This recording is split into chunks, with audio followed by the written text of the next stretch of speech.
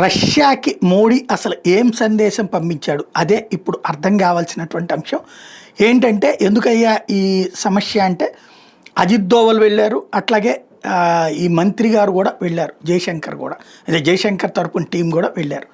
ఓ పక్కన అమెరికా ఇట్లా మా మీద ఒత్తిడి తెస్తుంది కాబట్టి మీ దగ్గర ఆయిల్ కొనటం ఆపుతామని చెప్తారా, లేకపోతే ఆయిల్ ఎక్కువ కొనటం నువ్వు మాకు సబ్సిడీకి ఎక్కువకి ఇవ్వమని అడుగుతారా, అట్లాగే ఆయుధాలు ఆమె రష్యా దగ్గర నుంచి కొంటున్నాం అన్నది కూడా అమెరికా మంట కాబట్టి కొన్ని రోజుల పాటు తగ్గిస్తాం మీ దగ్గర నుంచి ఆయుధాలు కొనడం అంటారా, లేకపోతే మీరు మాకు తక్కువకి ఎక్కువగా ఆయుధాలు ఇవ్వమని అడుగుతారా.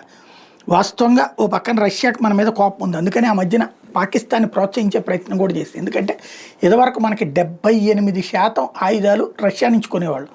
నరేంద్ర మోడీ వచ్చిన తర్వాతన ఈ 11 ఏళ్లలో దాదాపుగా 30% తగ్గిపోయింది. ఇప్పుడు 40-42% కొంటున్నాం. మిగతా 30% అట్లని అమెరికా దగ్గర కొంటల్లా. అమెరికా ఫ్రాన్సుల దగ్గర 10% 15% కొంటుంటే మిగతాదంతా మనం మన దేశంలో తయారు చేసుకుంటున్నాం. అదే అమెరికా కంపెనీల రష్యా కంపెనీలు ఎవడైనా సరే ఇక్కడికి వచ్చి మా కంపెనీలతో టైఅప్ ఇక్కడే చేయమంటున్నాం. తద్వారా ఇప్పటికే రష్యాకు కొంత ఇది ఉంది కాబట్టి అసలు ఏం జరుగుతోంది అనేది ఏం చెప్పారన్నది భవిష్యత్తులోనే తేలుతుంది.